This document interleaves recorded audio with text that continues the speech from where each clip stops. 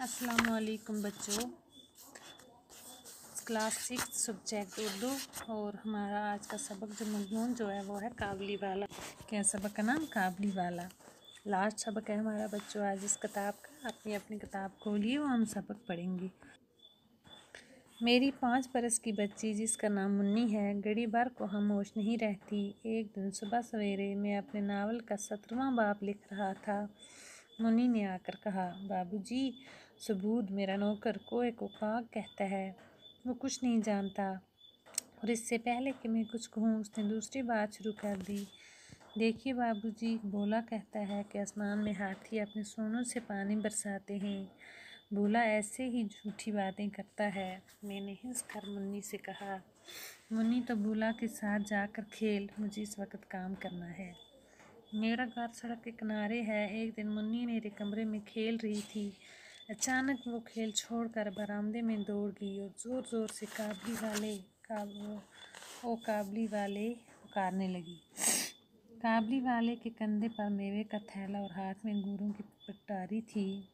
मोटे कपड़े का ढीला डाला कुर्ता, साफ बांधे लंबे ढील ढोल का एक काबली सड़क पर आस्ता आस्ता चला जा रहा था। मुन्नी की आवाज़ सुनकर हंसमुख काबली वाले ने घूम कर देखा। मुन्नी घबरा गई। उस काबली को फाटक में आता देखकर अंदर भाग गई, इसलिए कि मुन्नी की माँ कहा करती थी कि काबली वाले बच्चों को थैले में डालकर ले जाते हैं। मैंने मुन्नी का खौफ दूर करने के लिए उसको अंदर बुलाया। काबली अपनी झोली से किशमिश निकाल कर मुन्नी को देने लगा। मुन्नी किस तरह लेने पर राजी न हुई। इसका शुबा और भी बढ़ गया। वो दौड़ कर मुझसे लिपट गई। काबली वाले से मेरा तारुफ इस तरह हुआ। मैं एक रोज़ किसी ज़रूरी काम से बाहर जा रहा था। दरवाजे पर देखा कि मुन्नी उस काबली वाले से बड़े मज़े से बातें कर रही थी। वो बादाम और किशमिश लिए हुई थी। मैंने काबली से कहा, ये सब क्यों दिया? अब मत देना। ये कहकर मैंने जेब से एक कटनी निकाल कर काबली को दी। इसने बिला झिझक कटनी लेकर जेब में डाल ली। जब मैं काम से लौट कर घर आया तो मैंने देखा कि उस अटनी की वजह से घर में बड़ा शोर मचा हुआ है। मुन्नी की माँ उससे डांट कर पूछ रही है कि तूने इससे अटनी क्यों ली? मुन्नी की आंखों में आंसू भर आए। उसने कहा, मैंने नहीं मांगी, वो अपने आप दे गया। मैं मुन्नी को लेकर बाहर चला गया। मालूम हुआ कि ये काबली का दूसरा फेरा नहीं था।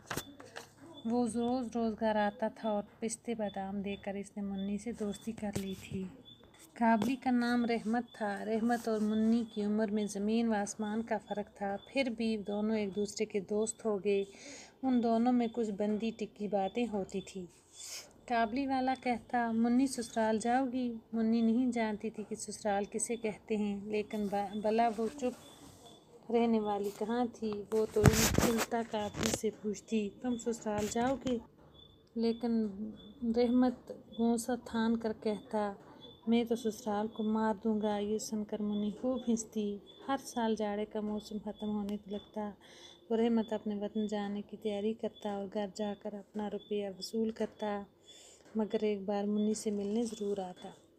एक दिन मैं अपने कमरे में बैठा पढ़ रहा था। अचानक गली में बड़ा शोर व गुल सुनाई दिया। मैंने खड़े होकर देखा कि रहमत को 2 सिपाही बांधे लिए जा रहे थे। पीछे से लड़कों और राहगीरों का मजमा चला आ रहा था। रहमत के कुर्ते पर खून के धब्बे थे और एक सिपाही के हाथ में खून से भरी छुरी थी। मैं भागा हुआ गया और सिपाहियों को रोक कर पूछा, क्या बात है?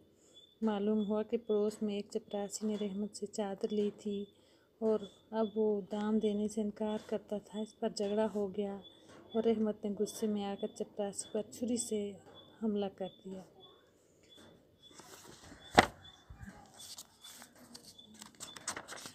रहमत इस बेईमान चपरासी को सैकड़ों गालियाँ दे रहा था। इस बीच में काबली